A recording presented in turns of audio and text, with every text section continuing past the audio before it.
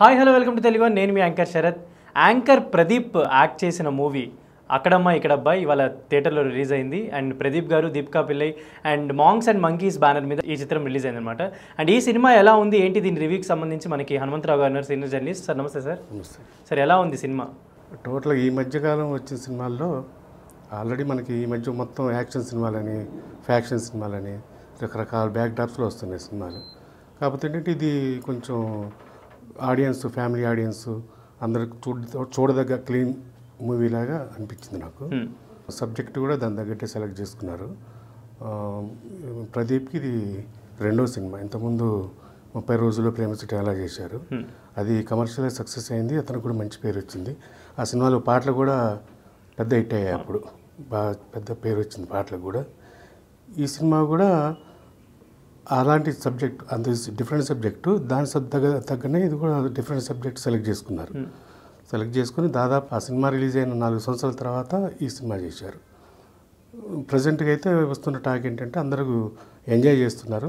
Comedy కానీ, scenes కానీ, songs కానీ అన్నీ ఎంజాయ్ చేస్తున్నారు. ప్రదీప్ పెర్ఫార్మెన్స్ కానీ, కొత్త అమ్మాయి దీపికా పిల్లి టీవీ షోస్, సోషల్ మీడియాలో బాగా ఫేమస్ కదా, ఆ అమ్మాయి కూడా బాగా చేసింది. సినిమా స్టార్టింగ్లో ఒక 5 మినిట్స్ డ్యాన్స్ బీట్ ఒకటి ఉంటుంది. అందులో బాగా పర్ఫెక్ట్గా చేసింది. డ్యాన్స్ స్టెప్స్ కానీ ఏ హీరో, పెద్ద స్టార్ హీరోయిన్ తగ్గకుండా చేసింది. అంతవరకు నేను చూసింది. అంటే ఇప్పుడు ఇద్దరు డైరెక్టర్స్ కదా, దీనికి కూడా ఎలా చేశారు సార్? అంటే డైరెక్ట్ వాళ్ళు ఇంతకుముందు టీవీకి సంబంధించిన ప్రోగ్రామ్స్ అవి చేశారు. ఇప్పుడు ఇది ఫస్ట్ సినిమా అయినా సరే చాలా బాగా హ్యాండిల్ చేశారు సబ్జెక్ట్ని. వాళ్ళు అనుకున్న సబ్జెక్టు. ఆయన సందీప్ ఎవరో మాటలు రాశారు దీనికి. స్క్రీన్ ప్లేను, డైరెక్షన్ వీళ్ళు చేసుకున్నారు. సందీప్ కూడా బాగా మాటలు రాశారు. వీళ్ళు బాగా రాయించుకున్నారు. ఆ టేకింగ్ కూడా బాగుంది. వాళ్ళ ఆర్టిస్టుల నుంచి పెర్ఫార్మెన్స్ కూడా బాగా తీసుకున్నారు. అంటే జనరల్గా మామూలు సినిమాలాగా అనిపిస్తుంది కానీ స్టోరీ అక్కడక్కడ కొంచెం మనకి సీన్స్ కూడా డిఫరెంట్గా అనిపిస్తాయి. డైలాగ్స్ కొత్తగా అనిపిస్తాయి. తీసుకున్న కాన్సెప్ట్ కూడా కొత్తగా అనిపిస్తుంది. కొన్ని ట్విస్టులు కూడా మనకి ఎవరు ఎక్స్పెక్ట్ చేసిన ట్విస్టులు కూడా ఉన్నాయి సినిమాలో. అవి బాగా డీల్ చేశారు. అయితే ఇప్పుడు ప్రదీప్, దీపిక కాకుండా సత్య ఉన్నాడు, తర్వాత గెటప్ సీను ఉన్నాడు, వెన్నెల కిషోర్ గారు, బ్రహ్మానందం గారు, ఇలా చాలా మంది కమెడియన్స్ కూడా ఉన్నారు కదా, వాళ్ళ పర్ఫార్మెన్స్లు ఎలా ఉన్నాయి? ఇప్పుడు ఫస్ట్ హాఫ్లోకి వచ్చేసరికి సత్య ఫస్ట్ నుంచి ఉంటాడు, స్టార్టింగ్ నుంచి సత్య ఉంటాడు ప్రదీప్తోని. అతని కామెడీ బాగుంది, డైలాగ్స్ మంచిగా, ఇద్దరి మధ్య వచ్చే కామెడీ బాగా వర్కౌట్ అయింది. దాని తర్వాత ఆ ఊళ్ళోకి వచ్చిన తర్వాత గెటప్ సీన్ ఒకటి ఉంటుంది. గెటప్ సీను నార్మల్గా కాకుండా కళ్ళు ఒక కొంచెం మెల్లకన్నులాగా పెట్టి సినిమా మొత్తం చేయటం అనేది చాలా గ్రేట్. చూస్తుంటే ముందే అనిపిస్తుంది తేడాగా ఉంది ఏంటి అనిపిస్తుంది, కానీ అది కావాలని పెట్టింది. అది సినిమా మొత్తం మెయింటైన్ చేశాడు దాన్ని. అతని కామెడీ ప్లస్ సత్య ఫస్ట్ హాఫ్ అంతా వీళ్ళే బాగా రన్ చేశారు. ఆఖరి హీరో కూడా కామెడీ చేశాడు, సత్య కూడా.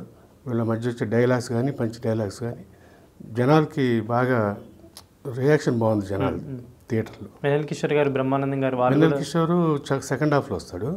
సెకండ్ హాఫ్లో వచ్చింది. అతను కూడా చాలా తక్కువ లెంగ్తే ఉంటుంది, బాగా ఎక్కువ ఉండదు. అయినా సరే ఉన్న దాంట్లో కూడా అతని దగ్గర పెర్ఫార్మెన్స్ అతను చేశాడు. బ్రహ్మానందం ఒక సీన్లో, ఒక పెళ్లి సీన్లో మాత్రం కనపడతాడు. అది ఆయన స్టైల్ తగ్గట్టు ఎప్పటిలాగా చేశాడు. ఏంటి అంటే ఇప్పుడు ప్రదీప్ గారి గత సినిమాతో పోల్చుకుంటే ఈ సినిమా వరకు ఎంత మార్క్స్ పడవచ్చు ప్రదీప్ గారికి అంటే ఏం చెప్తారు? ప్రదీప్ అంటే ఆ సినిమాలో పెర్ఫార్మెన్స్కి దీనికి చాలా తేడా ఉంది. దానికంటే ఇందులో డెవలప్ అయ్యాడు. డ్యాన్సులు బాగా చేశాడు. ఒక పాటకి మంచి స్టెప్స్, సింగిల్ టేక్లో కూడా చేసిన షార్ట్స్ కూడా ఉన్నాయి. డ్యాన్స్ బాగా చేశాడు. ఇది కూడా ఎలా ఉండబోదు అంటే ప్రేక్షకులు దీన్ని ఎలా రిసీవ్ చేసుకుంటారు? కంపల్సరీ ఇది ఫ్యామిలీ ఆడియన్స్కి బాగా కనెక్ట్ అవుతుంది. ఎందుకంటే ఆల్రెడీ ఒక రిలీఫ్ లాంటి సినిమా ఇది. ఈ మధ్యకాలంలో వచ్చిన సినిమాల్లో పోలిస్తే ఎక్కువ యాక్షన్ సీన్స్, ఫైట్స్ మొత్తం ఇవే ఉంటున్నాయి. ఎక్కువ చంపుకోవడాలు, నరుకోవడాలు ఇవే ఉంటున్నాయి. అది కాకుండా ఇది కంపల్సరీ ఫ్యామిలీ ఆడియన్స్కి పిల్లలతో సహా చూడవచ్చు, ఇబ్బంది లేకుండా. క్లీన్గా ఉంటుంది. అందరు నవ్వుకుంటారు కూడా, సినిమా చూసి కూడా నవ్వుకుంటారు. ఫస్ట్ నుంచి లాస్ట్ దాకా ఎలా ఉంది సార్ సినిమా? ఫస్ట్ నుంచి అంటే ఫస్ట్ హాఫ్ వరకు మటుకు ఫుల్ ఎంటర్టైన్మెంట్ ఉంది. సెకండ్ హాఫ్లో ఒక హీరోకి ఒక టాస్క్ ఇస్తారు, ఊరి పెద్ద. ఆ టాస్క్ని తీసుకొని సిటీ వస్తాడు. ఒక 60 మంది కుర్రోళ్ళని తీసుకొని వస్తాడు. వాళ్ళతో ఎలాంటి ఇబ్బందులు వచ్చినాయి, వాళ్ళ వల్ల ఎలా ఇబ్బంది పడ్డాడు, చివరికి ఎట్లా అతను వాళ్ళ వల్ల ఇబ్బంది పడ్డా అన్నా కానీ చివరికి ఎట్లా రియలైజ్ అయ్యాడు, వాళ్ళందరికీ ఏం చేయాలనుకున్నాడు, ఆ టాస్క్ ఎలా పూర్తి చేయాలి అనేది కంప్లీట్ చేశాడు సక్సెస్ఫుల్గా. ఎక్కడ కూడా వేస్ట్ సీన్ లేదు అన్నట్టు చెప్తున్నారు. వేస్ట్ సీన్ లేదనేది కరెక్టే.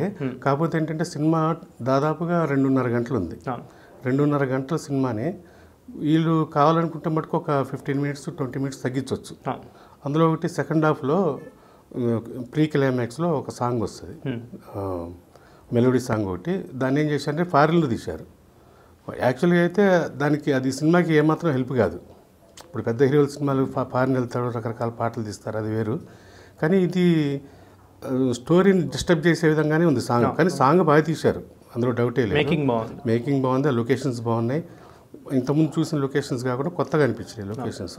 కానీ అది సినిమాకి అవసరం లేదు లెక్క ప్రకారం అయితే. జస్ట్ ఓన్లీ మనం సాంగ్ చూడటం కోసం అయితే చూడొచ్చు తప్ప దానివల్ల సినిమాకి ఏం ప్లస్ అవ్వదు. సో ఓవరాల్ మూవీ ఎలా ఉందంటారు?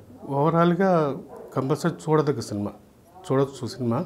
పైగా ఏంటంటే మనకి ఎలాంటి వల్గారిటీ లేదు, డబుల్ మీనింగ్ డైలాగ్స్ లేవు, ఫ్యామిలీ ఆడియన్స్ ఇబ్బంది పడే సీన్స్ లేవు.